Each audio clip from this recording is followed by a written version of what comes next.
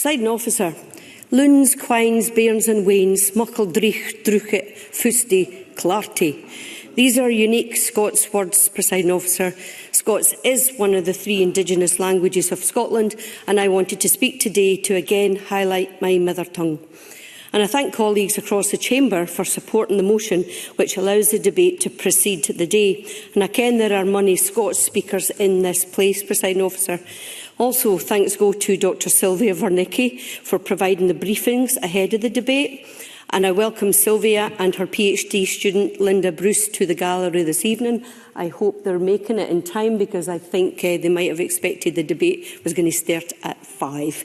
So, Scots is spoken from Shetland to Stranraer, throughout Scotland in the Lowlands, in our cities and in our Northern Isles, and of course it is spoken in the northeast of Scotland where many folk ca their Scots variant Doric or the Doric.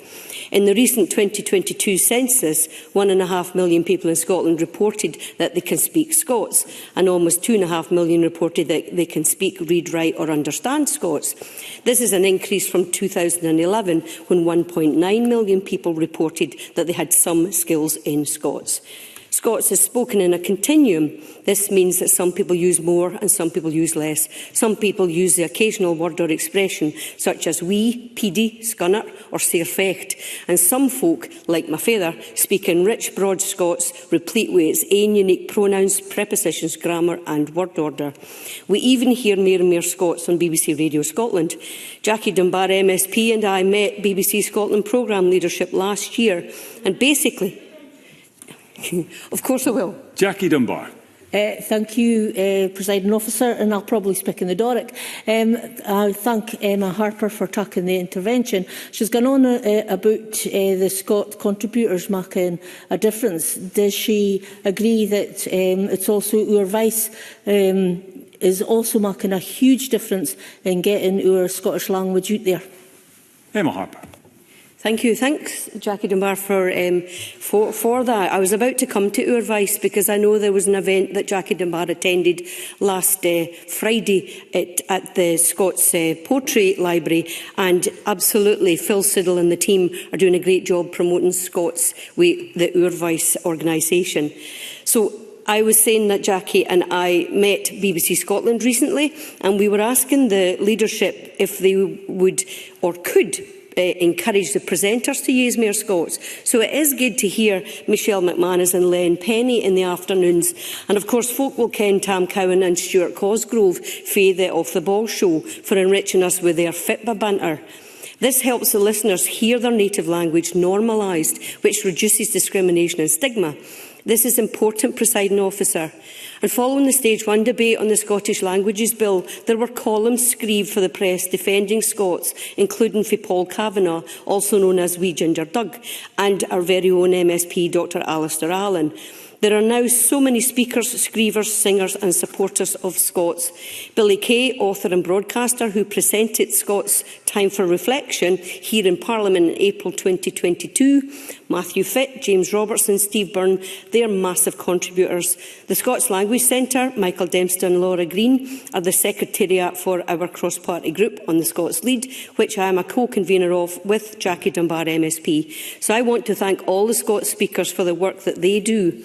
Presiding Officer, Dr Sylvia Vernicki is the Senior Lecturer in Languages at the OU and leads the Scots Teacher Professional Learning Programme, created in conjunction with Education Scotland. Dr Vernicki has undertaken extensive research and teaching in supporting minority and marginalised groups with their linguistic needs, including Scots and deaf communities. She does pioneering work using languages, including Scots, to support the well-being of people in care homes, and she upskills overseas social care staff in intercultural literacies and Scotland's indigenous languages. To date, the Scots Teacher Professional Learning Programme has 152 fully funded places, funded by the Scottish Government, with a further 66 places for 2024-2025. There are schools in Dumfries and Galloway participating, Castle Douglas and Kirkcudbright Primary Schools, St Joseph's College and the High School in Dumfries, and Douglas Ewart High School in Newton Stewart. This course supports how to include and embed Scots language and culture in their classrooms. It creates a Scotland-wide community of practice where teachers realise the transformative role of embedding Scots language and culture in the classroom. I would ask that the Government continue to place a high importance on continuing to fund the course to ensure continued success. Presiding Officer, I would like to touch on current research being conducted by PhD student Linda Bruce at the OU. Linda, who members had the opportunity to meet when I held the Scots language drop-in a couple of weeks ago, is undertaking the first ever study into new speakers of Scots. Her study explores the backgrounds, motivations, needs and experiences of adult learners of the Scots language. These are new Scots, refugees and migrants who are seeking to fully participate in Scottish society. The OU is developing work for Scots and the Gaelic community with education for refugees and migrants. There is so much work going on, Presiding Officer. Additionally, the OU's pioneering collaboration with the NHS Education Scotland aimed at embedding Scots language in health and social care to enhance staff and service users' experiences. And I've heard directly from author and singer Susie Briggs how she provided Music Matters in care homes. She witnessed increased cognitive function, better cognitive reaction when conversing or singing with older persons with dementia in their native tongue, whether English or Scots. So it's clear that the OU is critical in shining a light on Scots, and I thank Sylvia and everyone involved. Feedback from one teacher who participated in the professional learning programme stated, "I realise now not teaching Scots in Scottish classrooms is doing a disservice to the linguistic landscape of Scotland and its people." Lots more I could say, Presiding Officer, but I am looking forward to the Scottish Languages Bill progressing, and I can't wait to hear colleagues with their contributions. I hope we can together, as a Chamber, mark the importance of the Scots lead, and that this Parliament will pass a strong Scottish Languages Bill to strengthen Scots across the country. Presiding Officer.